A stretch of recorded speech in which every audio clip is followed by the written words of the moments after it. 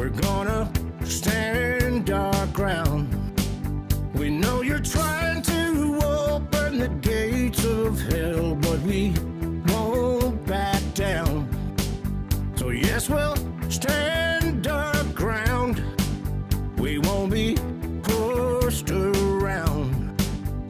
We must keep you from putting our kids in the ground, so we can't stand down.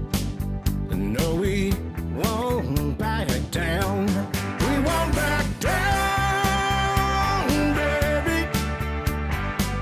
There ain't no easy way out.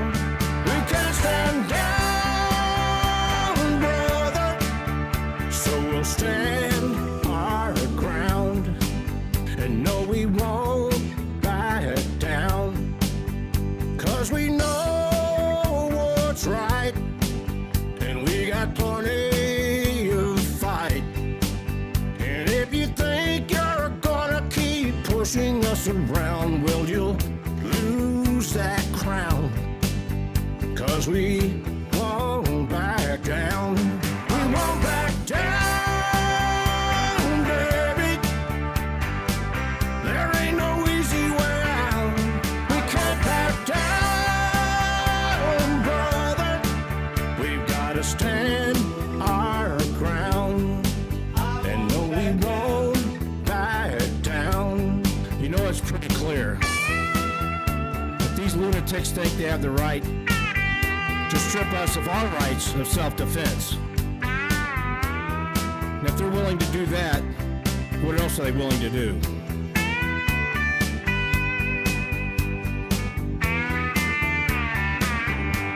We won't back down, baby.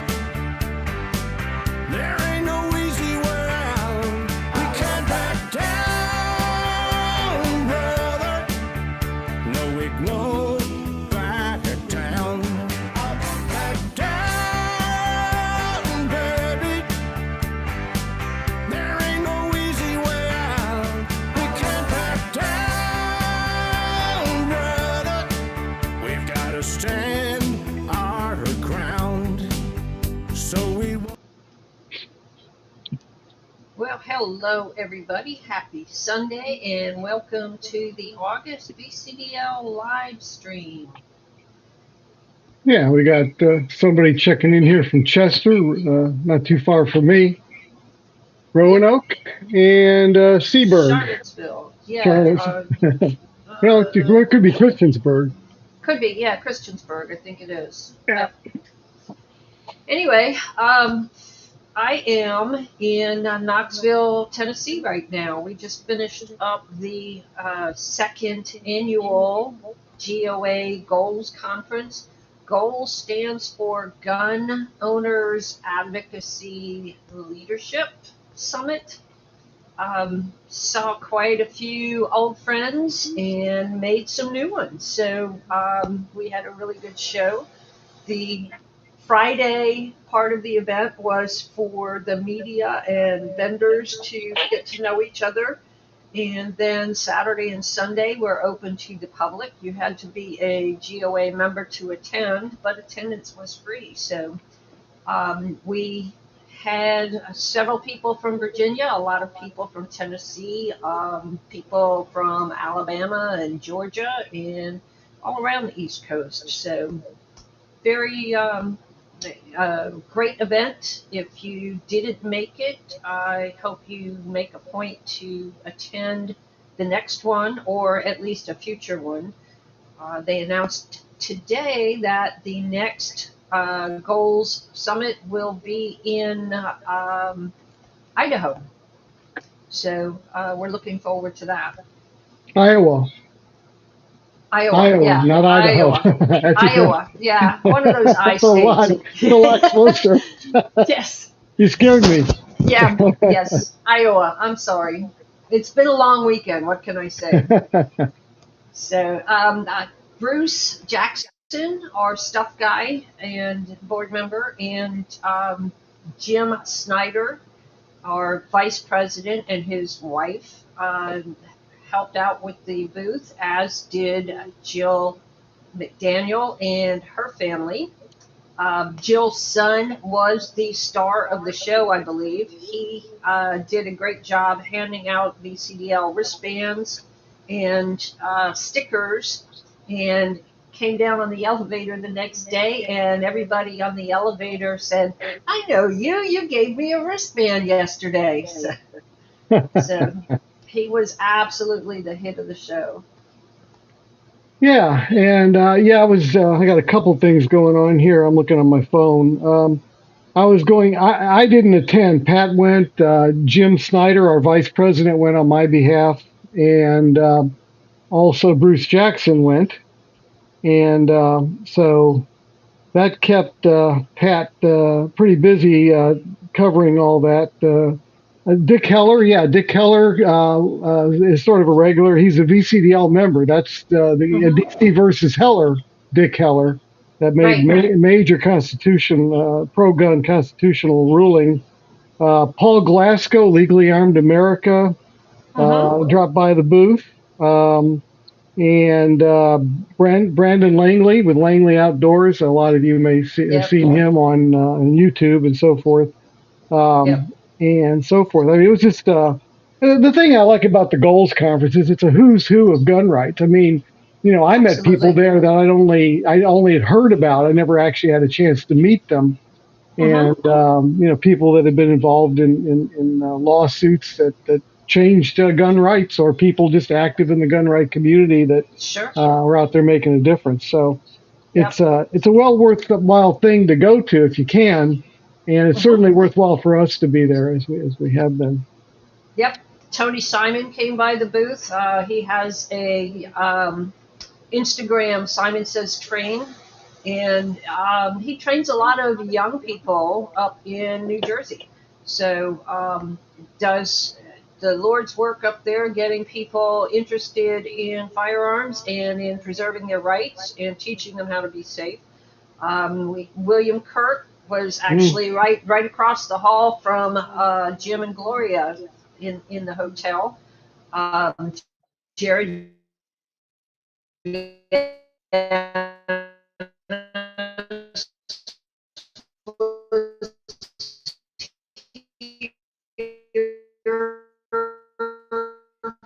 Yeah, I don't know if anybody else is having this problem. It sounds like you're breaking up, Pat. Okay, I don't know. Yeah, Pat's connection kind of went kaput. I could see that coming. Pat, you back? Yeah, I'm back now. I'm sorry. I'm on the hotel Wi-Fi. What can I say? It's worse than my country Wi-Fi. Yeah, you dropped out right when you started to talk about. I couldn't even catch the name. I think it was. Okay, so her name is Devin, and she has a group that she started 5 years ago called Gals and Guns, G.A.L.S. and Guns. And I was privileged to introduce her to Stephen Williford and to Suk Fennell, who is Suk's husband. Val was one of the original founders of VCDL and is now with GOA in Pennsylvania.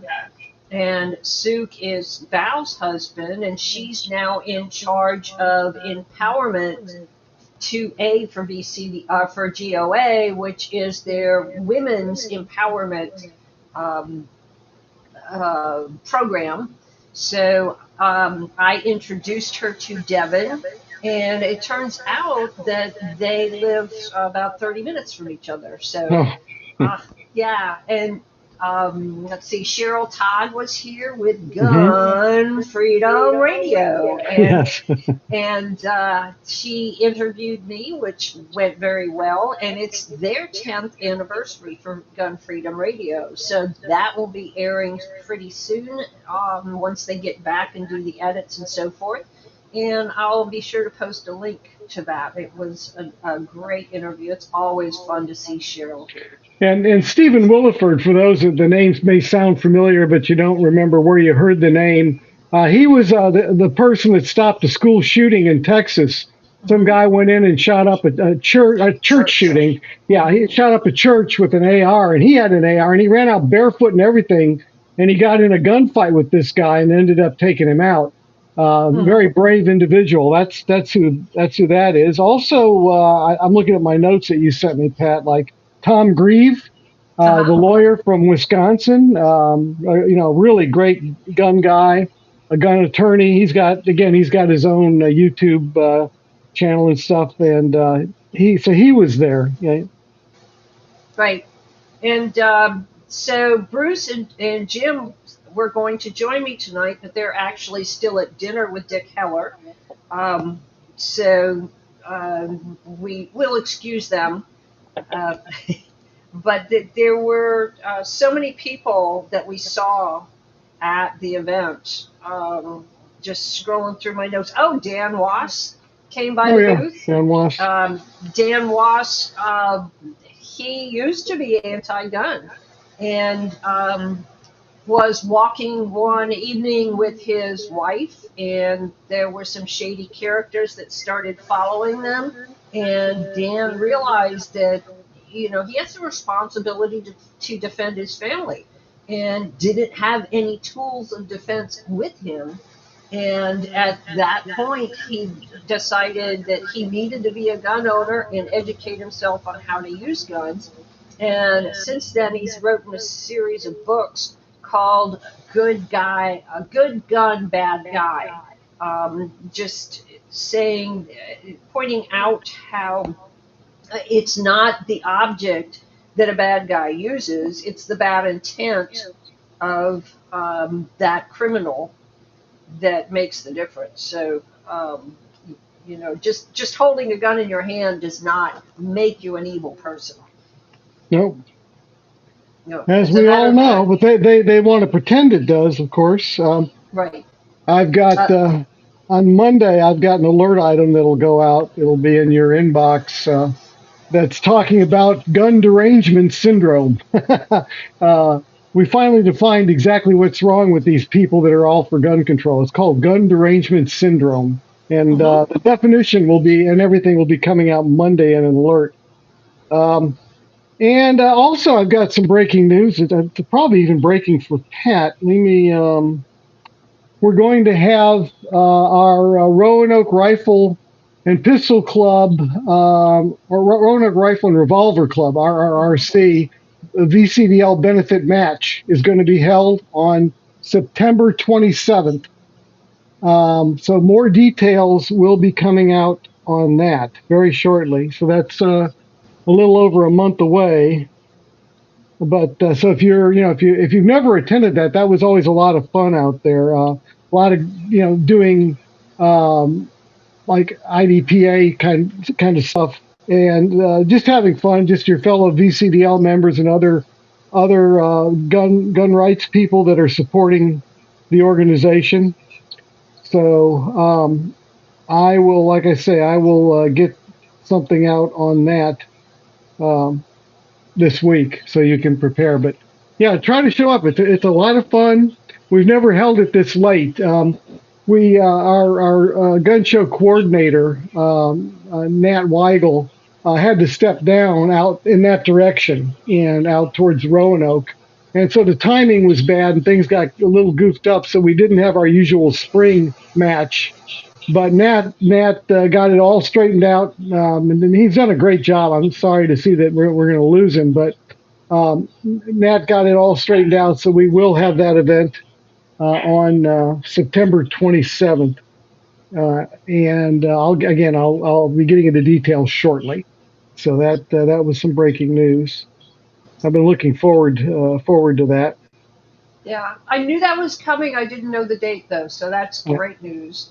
yep, We do still need a coordinator out in the Salem Roanoke area. So we yes, actually need two, maybe even three coordinators, because that's a very active area.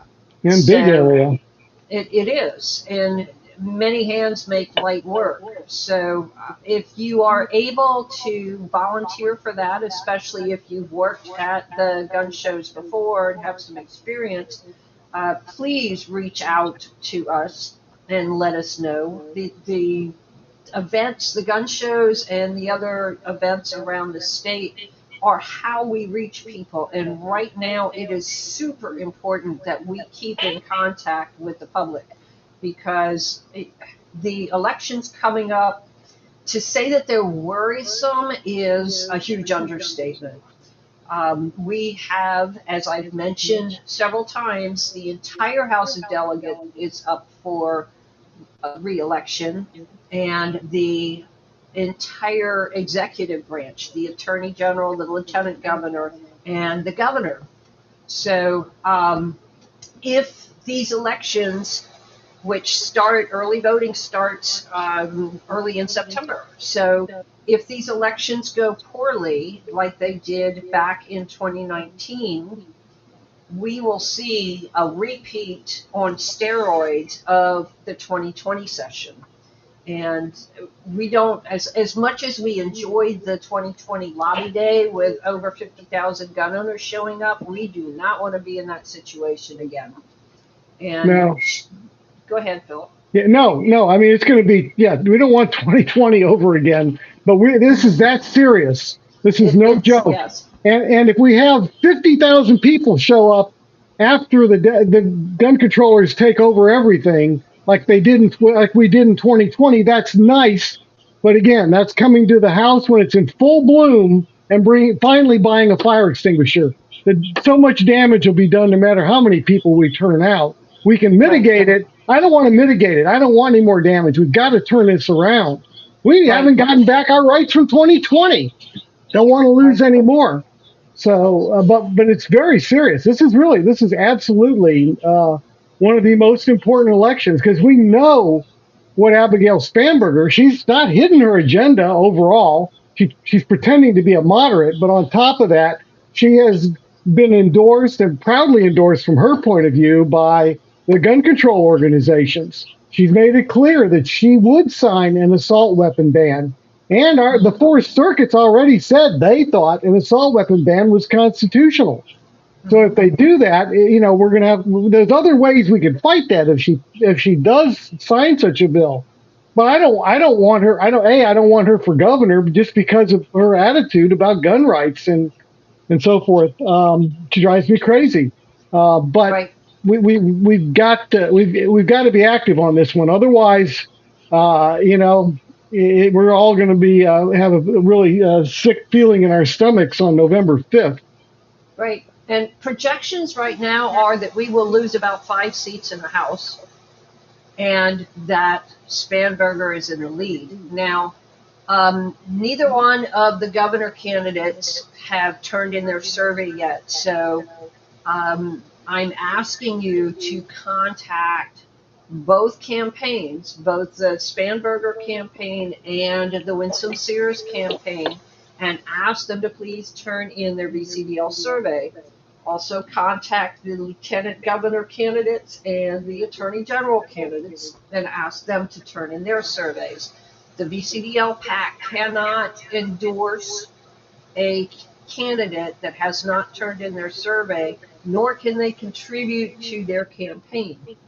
So the other thing that the PAC is doing right now, and VCDL is doing as well, is we're working on advertising that will go out in different digital channels. So if you can contribute anything at all to the VCDL PAC and or the VCDL to help with these advertising campaigns, it is greatly needed because we need to reach those independent voters and those libertarian voters and let them know the seriousness of this situation and the fact that there's Second Amendment rights, which is the right that guarantees all of the other rights, is in dire danger right now. This is mission critical. Yeah, so we're looking at a combination of, gun owners, making sure, because a lot of gun owners will vote in a presidential election and then think they're done. They figure they're done for the next 4 years. In Virginia, that's not true. This year is an important, so we're reaching out to them. We want to make sure our fellow gun owners are wide awake and get their rear ends out to vote. But as Pat said, we also want to reach out to a broader audience. one that believes in wanting to protect all of our rights, and again, your independents and libertarians and other such people that that we can get on board and get them out to the polls. If we, it's an off year for both sides. If our side will get our people out, then we can get rid of these dire warnings and wipe them off the table, and we could reverse things. But anyhow, that's what we're working on. Advertising, and maybe even door knocking and a variety of things. So. But again, anything that you can do with neighbors, friends, family to make sure they get out. And when early voting starts, I suggest you early vote. I know none of us are real thrilled with that, but it's there, and we may as well use it. If the other side has this tool, fine. We'll use your tool so that you wish you never created that tool. We'll shove it down your throat. So, there's nothing wrong with early voting. You lock in your vote in that sense, and now nobody can steal it. And when the time comes, if it's a bad weather day on November 4th, you don't have to go. You don't have to leave the house. This lets you vote when it's convenient for you, but we need those votes, and we need you to hound your family, your coworkers, your friends, your people you go to church with, any of those people that are like-minded. And if they're not like-minded, be really quiet. Yes. Yeah, we don't want to tip off the people that vote for the anti-right side to show up at the polls for sure. But we do want to get like-minded people out there and get them engaged. Another thing that you can do is work for a campaign of a person running for office that supports your rights. If you live in an area where the person running is anti-rights, then you can work for a campaign where you don't live. Sure. There's nothing that says that you have to be in the district of the campaign that you're working for. Yeah, right. So you can contribute to people in other outside of your locality, and you can spend time helping them door knocking or whatever. Sure. So that's an opportunity. That's a way you can be active and get the right people elected. If your area has nothing but bad candidates, man, like I said earlier, though, if you've got two bad candidates and that's all you got, you're stuck with it. Rather than throw your vote away, go ahead and vote for the better of the two, the least egregious of the two. At least that way, it slows things down, because you're going to get one or the other, and you may as well be part of picking, hopefully, the one that's the least egregious on our rights. For those of you that have good candidates, well, pick the best of the ones you got, and you're good for you. And but whatever it is, we need to have the best General Assembly we can possibly throw together.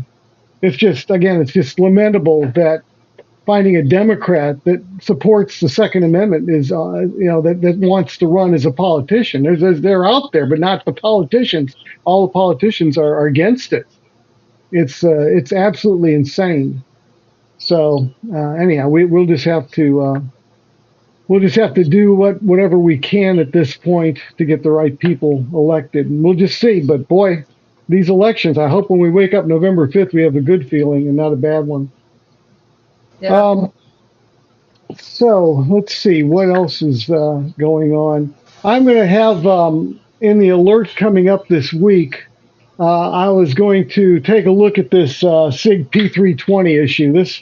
I've been watching this very carefully and haven't said anything on it. I've been one thing I've learned about a lot of these issues, you're better off to wait and give things time and let things percolate, because things aren't always what they seem at first. I found that out many times in my life. So you give a little bit of time to where you can figure out what's going on. And there were some things that showed up last week. We had one, and I'll find the video and I'll put a link in the alert when I do it. We had somebody that took a screw and screwed the trigger on a P320 to move it back up to the wall and then a little past the wall. Okay. So the gun was very close to going off. Then he manipulated the slide and had a dummy round, a primer, but nothing else. And it went off. And he had the surprised look in his eyes, like, whoa. Then he kept repeating and said, oh, look at this, look at this. I'm sitting there going, you got to be kidding me. When you pull the trigger back like he did and lock it in place with a screw, I don't care what you lock it with, as you're pulling that trigger back, you're turning off all of the safeties. The striker safety, all of that's being turned off because the gun's getting ready to fire. And as you start going past the wall, the sear is starting to drop and it's starting to get ready to disconnect from the striker. So it's dropping down, and eventually, if you keep pulling the trigger, the sear falls far enough down that the striker takes off. So he had it right on the edge. Then he manipulated the slide, which could cause a little tiny bit of movement that normally wouldn't matter. But when you're right on the edge, the gun went off. So there was another, and I'll have a link to another video where a gentleman recreated that on like 10 different guns, Glocks and Walthers, you name it. He did the exact same thing. He had them locked in a vise. He had a caliper pulling back on the trigger, and when he got it just to the right sweet spot, and then tweaked the slide, every single one of them went bang. And when you understand how a striker works, it makes sense that it would do that. But so many people jumped on board when they saw the guy with the screw and the trigger. Said, "Oh no, look at this!" And all I could do is shake my head. And some of these were people I respect, but they missed that. Well, on top of that, what really started this P320 revival of issues was that an airman got shot. Supposedly, he put his holstered P320 down, and the holstered P320 went off and shot him in the chest. So everybody was running around, oh no, look at this, oh my God, see these damn P320s. Well, pause a couple days, and then yesterday they announced that they arrested another airman in association with that. They charged him with involuntary manslaughter. We'll see what that means, but to me, it seems like where we're going with this is that this other airman had a negligent discharge, shot the other guy in the chest, put the gun in the holster, and then swore, "Oh no, the gun just went off in the holster. It was horrible."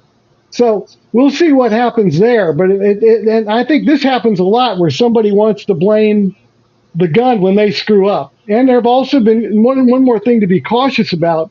A lot of police now have and some of you may have the flashlight on the gun. I don't carry a gun that way. I've got one at home that's got the flashlight on it, but I don't. You don't want to be using your gun to light up areas and pointing the gun at everything you want to light up. So I don't even put one on there. But a lot of the holsters that accommodate a light on the gun have a very wide area where the trigger guard is. The trigger guard is covered on the outside, but you can come up around on the inside and things can get in that trigger guard just because they had to make it wide to get that light in there. So or laser, by the way. That's right, because it would be very much a similar thing. Exactly.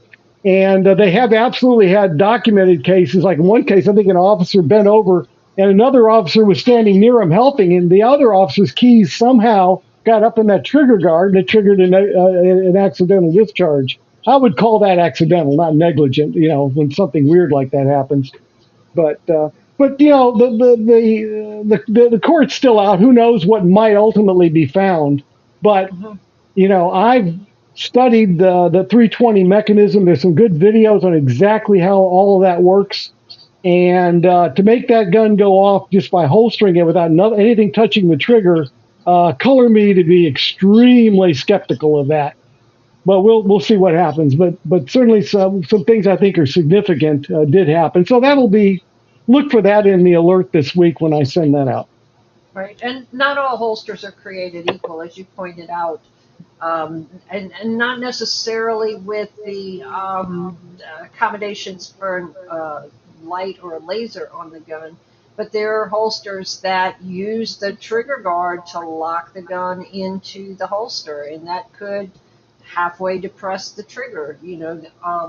So choose your holsters wisely. Do your due diligence and your research on how they work, what sort of retention devices they use, and so forth. And make sure that it is, in fact, a safe holster. Yeah, anything that touches your trigger is a problem. Right. The trigger guard's okay, but not the trigger.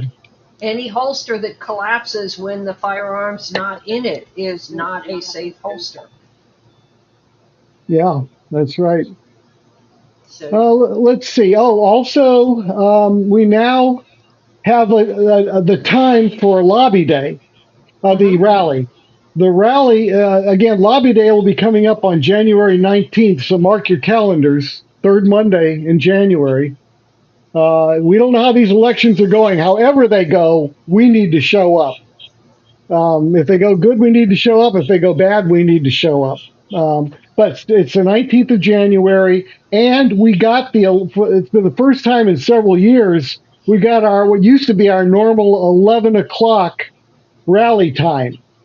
That had been moved up to like 10 o'clock for the last few years because another group kept grabbing the noon slot, and that bumped us back to 10. Well, we got in and we got the 11 o'clock slot this time. So that's a better slot. That gives people more time to lobby in the General Assembly and then come out for the rally. So I'm glad that we got that part taken care of. I've signed the agreement, so we're good to go. yeah, I'm wondering if the comments are working. Anybody that's watching, put something in the comment box because I'm not seeing the chat scroll, and things that I'm typing in are not showing up online. So I'm seeing I'm seeing everything. It's scrolling here, Pat. I've got lots of comments. Michael Dalton. Thank you, Phil. It's a good article that you wrote. Blah blah blah. So that came out well. And thank you for that, Michael. And I see you in there. Mark your calendars, MLK Day. Yeah, that's in there, Pat. I'm not sure why yours isn't scrolling, but well, I'm not going to mess with it. It's probably something to do with the internet connection, and as long as we're still streaming and things are working, that's fine. But I'm going to let you watch the comments because they froze at Pamela Matassa saying that she was from Chesterfield. So, okay, well, another fellow Chesterfieldian. Let me take a quick gander here. We got DC Brian from Washington DC's dropped in. Okay, yeah. Welcome to Virginia. If you want to move here, we'll be glad to have you. Let's see. Yeah, Brian helps out at the Chantilly Gun Show fairly frequently, I believe. Yeah. And we appreciate I will say, while Philip's scrolling through the comments there for us, I did want to point out that at the Goals Summit, I was very happy to see quite a few families, young families, people with kids from infants up through the single digits and early teens and late teens. A lot of people in their early 20s strolling about. It really made me happy to see such a cross section of American society at this event. Yeah, that's and it's showing that I think it's continuing to expand the idea that guns are not. No longer do you have to hide in the closet because you're a gun owner. That's that's over now. We can and I think that'll help a lot. And I want to say too that Knoxville is such a welcoming city. Not only is it a beautiful city, but when we were walking around in the different places we visited, people would look at our VCDL shirts. And one day before the conference started, I wore a Glock shirt, and people were commenting positively about the gun culture and asking questions and just very welcoming and receptive. So I encourage people to wear things like the VCDL shirts and stuff and open conversations with people that may not be gun owners or may not understand the need for the activism. It's uh, a way to educate people on the importance of defending our right to keep and bear arms. Yeah, and well, education. I mean, the gun derangement syndrome that I'll document on Monday. The way you defeat that, and the way you get rid of that mental disorder is education. Mhm. That for most people. I see that Mike Poff said he will help. Nat is a great guy. So yeah, any yeah, Mike, anything you could do to be helpful out in Southwest Virginia in that area, that'd be wonderful. Because right now we just don't have anybody, and that's an important part of the state. There's a lot of stuff out there, a lot of people, a lot of good areas that we need to reach out to. Um, so yeah, stay in touch with me. You got my email. Yeah, Uh, absolutely. let's see here. Oh, somebody else from Chesterfield. Boy, we're out here in force today. Hmm. That was JG. Okay, that looks like all of the main comments right now. I'll keep my eyes open. If anybody has any questions or anything, we'll try to answer them. Okay, super. Uh, So as we said earlier, VCDL is working on an ad campaign coming up to this election cycle. I don't know how many of you remember the ad campaign that we did back in 2021 when Governor Youngkin was running for office and when Sears was running for lieutenant governor and so forth. But we did a really hard hitting emotional impact ad campaign. We partnered with some other groups, and we were told after the election that a lot of people thought that that really did help turn the tide of the election and help get some of the right people in office. So we're working on something very similar for this election cycle, and we really could use your help financially because airtime costs money. So the more funds we generate right now, the more people we can reach, and we want to reach them before early voting starts. So yeah, even a dollar, if every person, every VCDL member contributed $1 towards this, it would help us reach thousands and thousands of people. So, I know times are tight, but this is mission critical right now. yeah, and hopefully the times will get a little less tight as time goes on, as the Hmm. economy I think is starting to pick up. Hmm. Um, and Michael Dalton confirmed that on his computer that everything's scrolling fine. Super. So thank you, Michael, for letting us know. Yeah, who knows what's going on there, but I'll keep an eye on it. Okay. Let's see. Yeah, Um, I can refresh and see if I can get it scrolling if you want. I'll just blink out for a minute okay, and I'll let you take it. okay. So, okay. So one of our members said that he went to the I-66 transfer station, which I think is where you take. I think it's either a trash or a recycle station in Fairfax, and he said there was a no guns policy or something like that. So I started to look into that, and it's probably just in their building, but you have to go in the building to back your truck up to access the trash or recycle area, whatever they handle at the transfer station. So it's one of these things that because Fairfax banned guns in their government buildings, it's probably legit.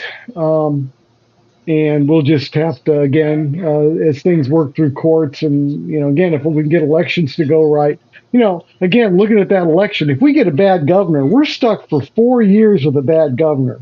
And even if we turn around the House and the Senate, then we got a governor that'll veto everything that we try to get done. So 4 years, that's a long time. So we've got to fight for there and the House. But the Senate, unfortunately, isn't due for re-election, and the House again in 2 more years from now. And at which time, if we've got a good governor and we can turn both of those bodies around, finally we'll be able to hopefully reverse a whole bunch of this gun control stuff that we've got ticking now. But we're also fighting in the courts, so some of this stuff may get overturned in the courts before we have a chance to even do it in the General Assembly. So we'll see what happens. There are again the court things are continuing to tick through. It's just very very slow. Yes, they are very slow. We had been told that the private sale background check would be decided very soon, and that was 2, 3 months ago. Yeah, yeah, And this case has been going on so long that the initial plaintiff timed out. He was 19, I think, when we filed the case, and he's well over 21 now. And so, the suit was filed in 2020, and here we are, almost to 2026. And well, go ahead. I was going to say he did. I mean, the judge did knock down the handgun part for him. So Mm-hmm. that plaintiff was at least it worked out for him because the judge said, Right. okay, if you're under 21, you don't have to do a universal background check. Right. But for the rest of us, we're still waiting. Yes. All the arguments have been made for over a year. So Yeah. it's sad that there is not a time limit on these things. You have a right to a speedy trial, but it doesn't say you have a right to a speedy decision. It just says a speedy trial. So it's tough, and it's expensive. The longer it ticks on, the more money it costs. So Yeah. Yep. So anyhow, I'm hoping at some point we'll have some news on that, any time. But yeah, I'm not going to hold my breath. We'll just see when that comes out. mhm. I got my fingers crossed that'll work out for us. So Rich B asked, if the court cases go our way, won't they be appealed by the other side and hold it up even longer? That's always a possibility. Um, that's any court case is like that, which is why we really need to turn the House of Delegates to a pro rights majority, keep the governorship pro rights, and the lieutenant governor, who is the tie breaking vote in the Senate, um, keep all of those offices pro rights, and then in 2 years, the entire House and Senate are up for election. Yeah. So with the governor's 4 years, lieutenant governor's 4 years, AG is 4 years, um, but the Senate is 4 years, but it's 2 years off from the governor, lieutenant governor, and AG.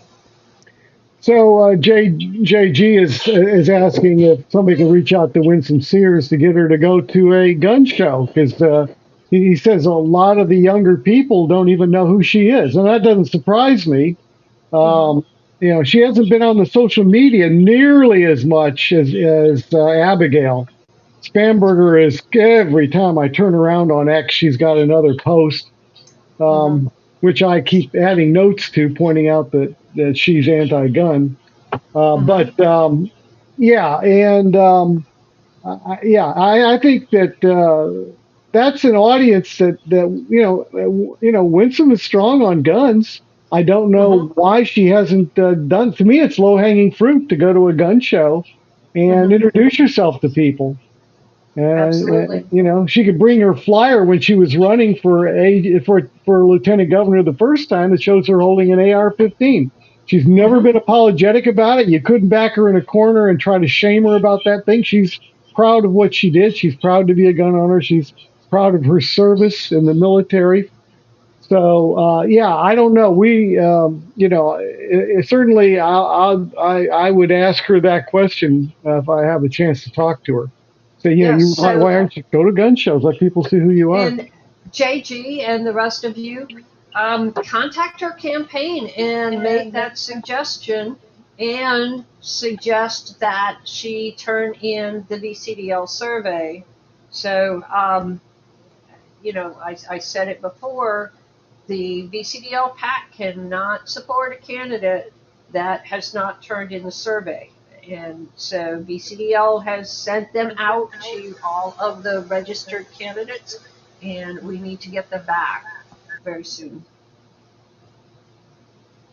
Yes, we do.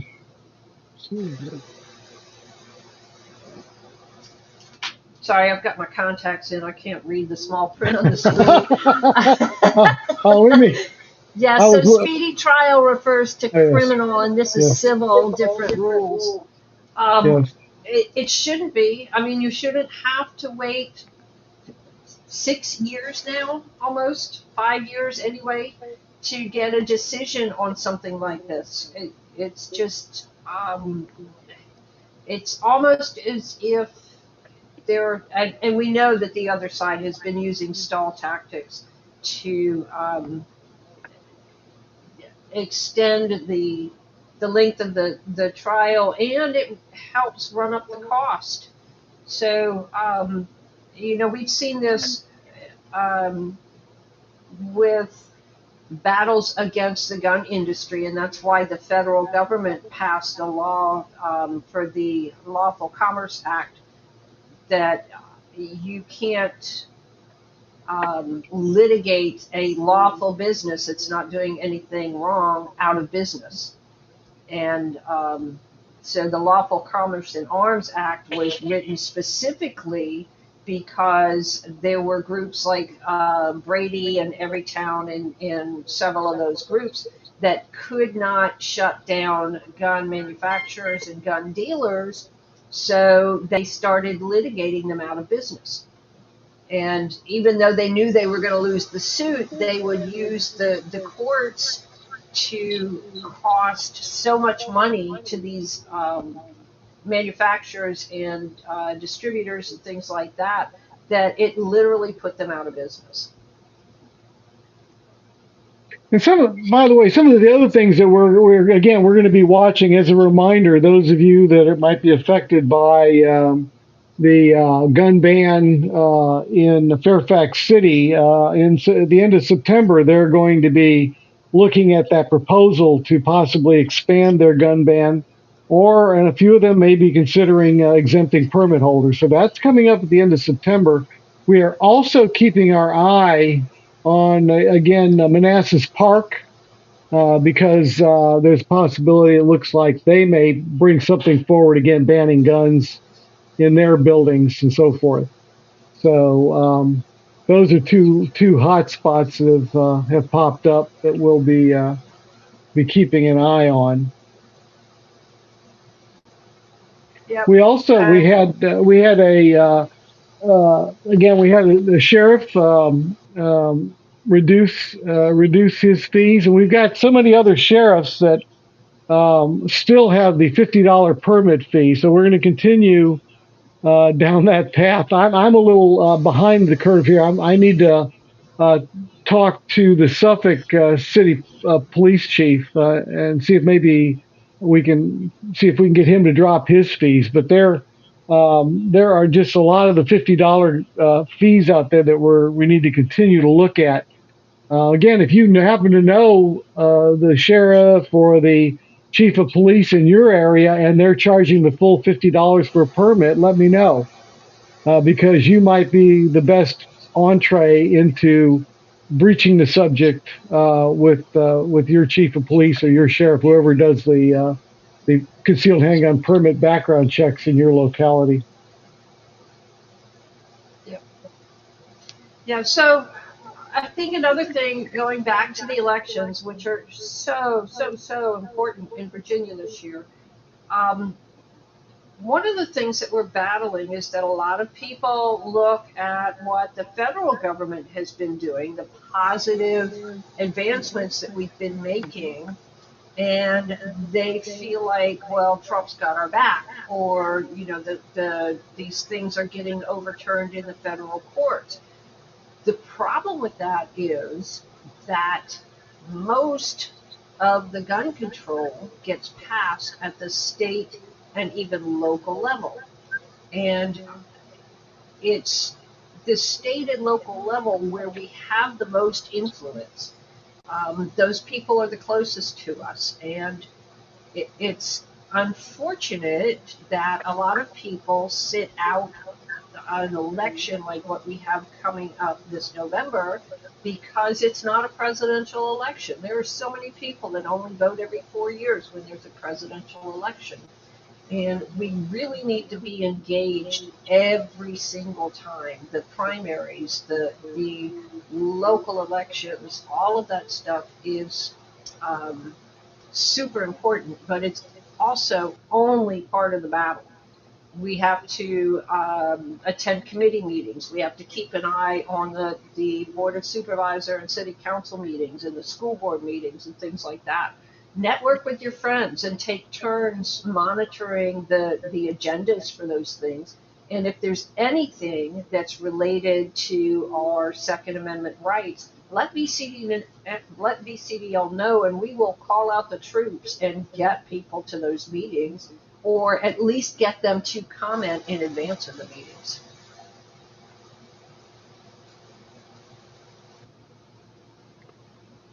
We're going to be looking at, and I'll again, the alert will have something on this. Speaking about meetings, we're looking at having a VCDL meeting in Richmond, and I need to speak to the manager. But there's the Freedom Outdoors opened took over a gun range here in Richmond, which um,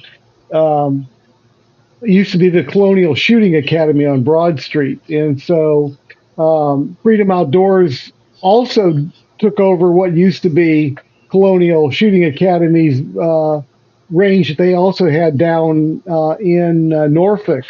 I believe it is, or Virginia Beach. It's one of the two, but they took that one over years ago, and now they've taken this one over. And they have a nice meeting room. So I'm trying to arrange to use that room. And if so, that would probably, I mean, it would be scheduled to be, assuming I could get the date I want, would be the 21st of this month. But I'll again watch the alerts for that. But that's it's a very nice facility. It really is. And if those of you who have never been there, I give you a chance to take a look at the place. It's one of these multi-million-dollar shooting ranges. So Yeah, that's I've actually never even been in there. My husband has, but I have not. So I'm looking forward to that quite a bit. Um, Also, I want to give a heads up to our members that log into the website in the member forum. If there's anything that you want to keep off of that member forum, go ahead and copy it now, because we are moving to a new web platform that will give you a better member experience.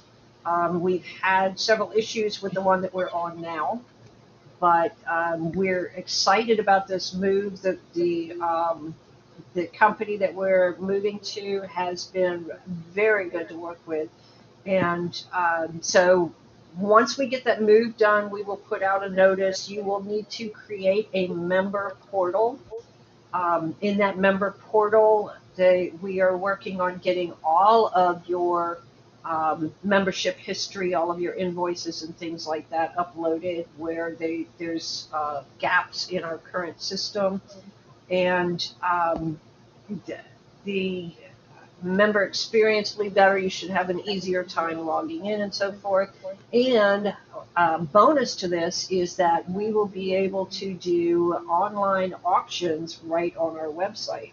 So we've already had several gun manufacturers and other companies that have donated things to VCDL, and we will be able to auction those off on the website and generate some income to help pay for lawsuits and other things like that. So let me see. So yes, we have a question here about will the member portal have a more mobile, display-friendly user interface? Yes, it will. And it will have features like you will be able to actually tag other members. So if you're commenting on somebody's post and you want to make sure they see it, you can actually tag them on that. And it will be a much more pleasant user experience. So we are in close to the last phases of getting things set up, and hope to have it set go live in the next maybe 3 weeks or so. So stay tuned for more on that in the VA alert.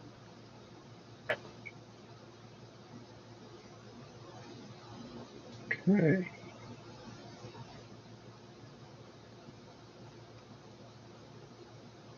And Mike Pop Phillips said he will text you this week. So I don't know if you saw that or not. No, I did not. I was looking at something. Oh yeah, I see it now. Yeah, the online auction feature will be a good selling point. I think it will be. It's I can see a lot of uses for that, a lot of stuff, because it makes it so easy to raise funds with donated guns or donated knives or whatever we've got. Because I'll tell you, Virginia makes it really tough. We can, you know, do the raffles and stuff, but boy, they make it a miserable experience to do it. It's not, you have to go through so much stuff. Yeah, the government could do those easily, but boy, if you're not the government, then Yeah. they really put you through it. So, and Michael Dalton just commented that the federal administration can't do it all, and we don't want them to do it all. Yeah, The no. way the federal constitution is set up is actually, it is written to limit the federal government and empower the people and the states. So the founders knew that you have much more control at your local government level and even at your state level. And they deliberately restricted the powers of the federal government to afford people more control over um, what laws were passed and how their local political climate was run. And sadly, we have not insisted on adherence to that federal constitution, and in a lot of cases, even our state constitutions. It is up to us as a government by the people, of the people, and for the people to hold the people we elect accountable and insist that they follow their oath of office. So that doesn't happen if we don't participate in the process and keep an eye on what they're doing when they're in office.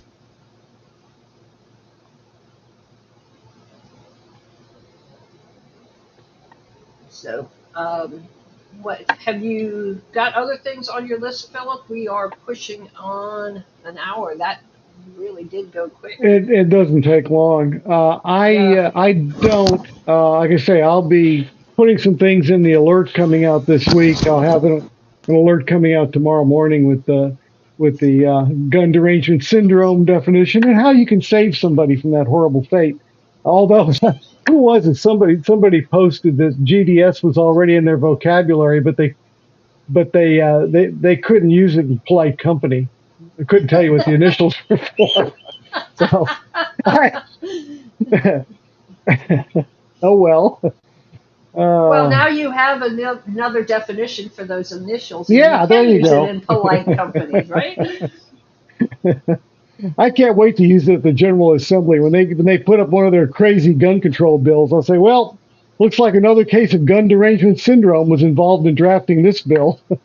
And I got a chance today to explain to somebody about free gun zones, as uh, otherwise called by those with gun derangement syndrome, gun-free zones, and explain to them the fact that all of these disarmament zones are actually free shopping centers for criminals to get free guns, because they know that you good people are forced to leave your firearms behind when you go into DMV to renew tags that have expired or title a vehicle that you just bought, which you are, by the way, required to do in person.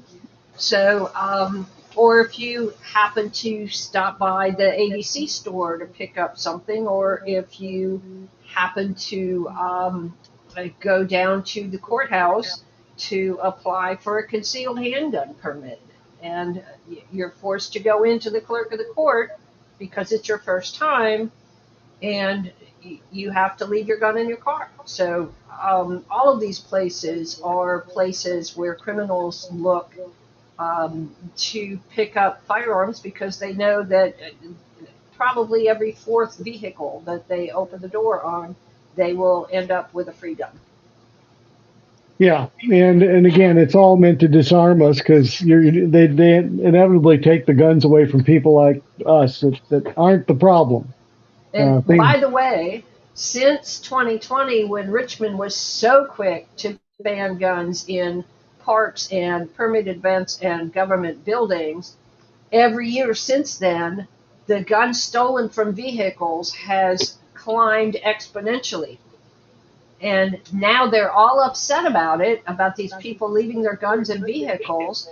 And last year at the General Assembly, we said, well, stop banning the guns and forcing people to leave the guns in their vehicles.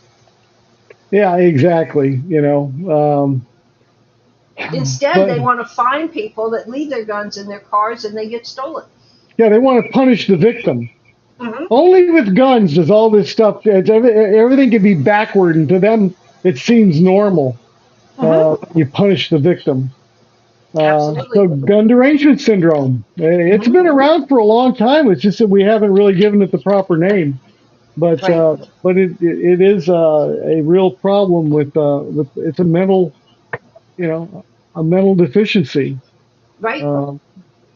Absolutely. So we just need to keep that term alive. You got other derangement syndromes out there, and this is gun derangement syndrome is just another one like it. People all of a sudden just they can't think clearly anymore. They believe wild, crazy things they would never believe about anything else. It's a really sad thing to have. So hopefully we can cure some of these people. Absolutely. Absolutely. And there was a Supreme Court ruling 9-0 that was mentioned in one. I think I mentioned it in the alert already. It went out last week, but it's an interesting one. Currently, before this ruling, if a police officer was involved in a shooting where he shot somebody, the courts looked at what happened at the moment, what was going on at the moment that he shot the person. And now 9-0, the Supreme Court has said, oh no, that's not what you want to do. You want to look at that, but you also want to look at what happened before the shooting, what led up to that, and also what happened immediately after it. And I think one of the things I believe that we're heading with this is saying, if a police officer puts himself in a position of danger that he didn't need to be in, and then he ends up shooting somebody because he's in a dangerous position, that could be a problem. An example would be a police officer in a car where somebody's driving away, and they decide to jump to try to grab a hold of the car that's speeding away and then shoot the guy that's driving the car because the police officer's afraid he'll fall off and get killed. So the question is, well, did you really have to jump onto that car? Because that's dangerous, no matter what. And so then the courts now might look at that and say, we're not so sure that was a justified shooting. You put yourself in a position you should not have been in. So Let them flee, get in your car, and go after them. But don't be hanging onto a car going 60 miles an hour. that's very similar to the standard that we are held to as civilians, where if we caused an altercation or we're part of the problem, if we provoke somebody and then they attack us, um, we are could be held liable if we defend ourselves without exhausting every method to avoid the situation. Yeah, forced retreat. That's a great point, Right. Pat. That's exactly right. In the case of a regular citizen, although police are citizens too, but in the case of a non-police officer, yeah, they go back and say, what were the events that led up to the shooting? They don't look at just the fact that the guy came at you with a knife, like they would the police. They say, well, wait a minute. Yeah, he came at you with a knife, but you were part of this. You antagonized him, and Mhm. you and all that. So hey, yeah, that's a great point, Pat. So yeah, it simply puts the police at the standard that we have as non-police officers. That you look back and say, what led up to this, and did you do something as a police officer that you shouldn't have done, that wasn't necessary, that caused the situation to escalate unnecessarily? Right. Yeah. And then, I mean, as um, concealed carry or even open carry gun owners, civilians out there, um, there was a case in Richmond just recently. As a matter of fact, I just saw it come across my feed today that the Good Samaritan passed away. He had been driving down the street and there was a domestic dispute on the side of the road. And he stopped to help the victim in the domestic assault. And the assaulter pulled a gun and shot the Good Samaritan and then committed suicide. And so, it just goes to show just because you are carrying a gun doesn't mean you need to get involved in a situation. I don't think Sometimes he had a gun, Pat. I don't know that he did have a gun, and it's unfortunate what happened. He was trying to help the situation and help somebody in need, but sometimes the best help can be, trying to diffuse a situation or just calling the police in and saying to the assaulter, "Hey, I've called the police. You need to stop this. They will be here any second." And maybe they will stop what they're doing and flee. Maybe they won't. Well, But let me kick in on this, Pat. This goes back to my days as a deputy sheriff. One mhm, of the most dangerous things a police officer can do, and I was in a situation where I was sweating more than once over this, is get involved in a domestic situation. What will often happen is you'll get there, and one will be fighting with the other, maybe fighting back and forth, and when the police officer or a third party shows up, they both turn on that person. Suddenly they're not fighting each other, they're both fighting you, even though you're there trying to stop this. And mhm, that is one of the times it's very dangerous for police. If they're going to get shot, one way to do it is to get involved in a violent domestic situation, because emotions are through the roof on both mhm, sides. And I don't think he had a gun. Even if he did, getting involved in a domestic is a bad idea. It's one thing if maybe it's not a domestic. It's a person that's been attacked by somebody else. But if you've got this domestic situation, the danger is through the roof. The best thing in that case is to be a good witness. I wouldn't mhm. even try to mediate it. I would stay Right. the hell out of that and get the police out there. Well, the Um, other thing to consider is that you don't know what's going on. You don't know who is the actual aggressor. sure, That the person who was the initial aggressor may not have the upper hand by the time you see it. The that's exactly victim right. may actually have the upper hand at that point and be winning the battle and ending the situation. So think very hard before you get involved in a situation that you were not there at the onset and understand all of the ramifications. Let me actually, this is a good subject to come up because I was talking to somebody that they asked a question. They wanted me to comment, or one of our attorneys to comment on the situation in Pennsylvania where that lady got punched out and several people got beat up by a crowd. What would you do if you were there? And first of all, I have to say that one of our previous board members, John Fender, made some good points at one point over the years. And one of his was, why should I put my freedom and my life on the line for another adult who could have had their own gun and take care of their own safety? Why should I feel obliged to come running to their defense when they're an adult? Why didn't they provide for their own safety? Why do I have to put my life on the line? I'm not a sworn police officer. I don't have special protections. And well, at first that may seem a little selfish. It actually makes a great deal of sense when you stop and think about it. Adults should be responsible for their safety, the safety of their family, and so forth. Now, there are exceptions to that rule. If a child was, say, being abducted or was under attack, that's different. Sure, come to the aid, protect that child. That's critical. But when you're talking an adult, why, again, you have no obligation. In fact, I told him, if I was, first of all, I probably wouldn't have been at the event where this happened, but if I was, I don't know that it wouldn't have been, I don't know that I would have gotten in there and pulled a gun and tried to intervene. There were too much going on. And again, why am I protecting somebody that I don't even know? They should have their own gun. They should have been able to protect themselves. But you can be a good witness and you can call the police. That would have been really important. Get the police out there. Nobody was calling the police. But Right. that's what their job is. They've got the protections to go in a situation like that. But you're in this crowd with people being beat up.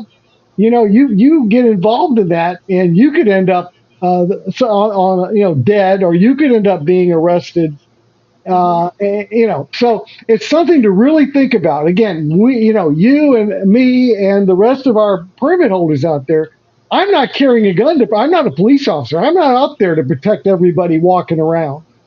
I'm there to protect me, my family, and an innocent that I feel comfortable protecting. A child would be a good example. Well, Um, even in a situation where you have, say, somebody comes into a mall and starts shooting in the mall, and you're in there, and you have the opportunity to get you and your family out, or do you go and confront the assailant? That's a decision that is a tough call, yeah, because if you go and confront the assailant, not only are you putting your life on the line, but are you doing the best thing for your family? yeah. So yes, there are a lot of times where armed private citizens stop mass murders, and that's a great thing.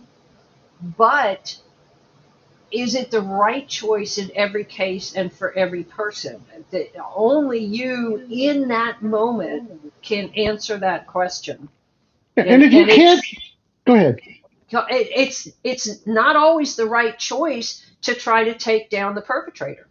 If you can't get out, then you're stuck taking down the Hmm. perpetrator. In Right. which case, everybody benefits if you do Hmm. that. Right. But like you said, if there's a way out, Hmm. you know, again, you're not a police officer. If they gave permit holders the same protections, maybe one would Hmm. think differently about it. But then again, you could, even with all the protections in the world, if you get a bullet through between your eyes, it's over. Hmm. Right. So it's a lot to think about. And permit holders have shown themselves over and over to be extremely reasonable about this stuff, to not be hotheads, to be very Hmm. careful. It's so rare you would ever hear of somebody being caught in crossfire and getting killed because a permit holder was shooting at a bad guy. That just almost virtually never happens. So, Hmm. but it's something to think about. If you're a permit holder, you got to think about this stuff, and maybe maybe you think about it before, early, settle that in your brain, how you would handle a situation where you have the option of getting out, but a third party is in danger. It's you just have to make your own decisions about it. But I felt Right. it's important to be aware and have the conversation.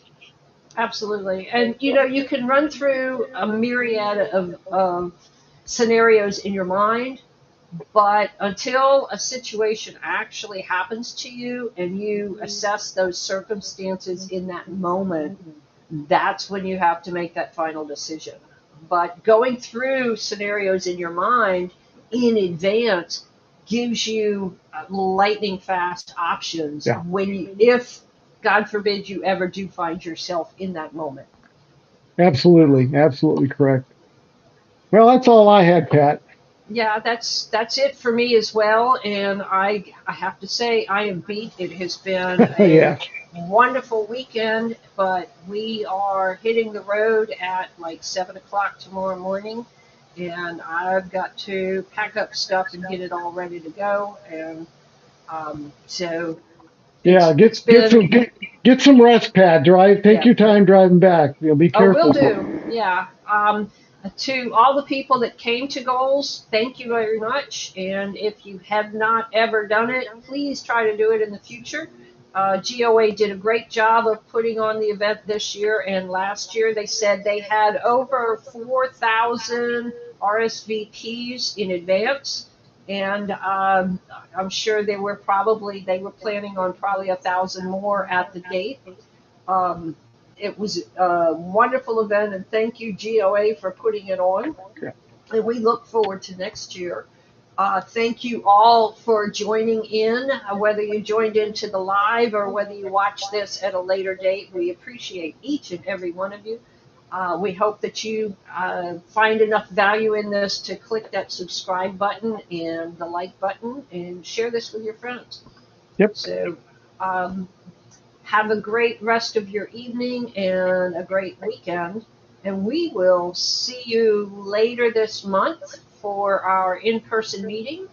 And we'll see you virtually on our next live stream. Yep. Good night. Good And night, everybody. good night, guys.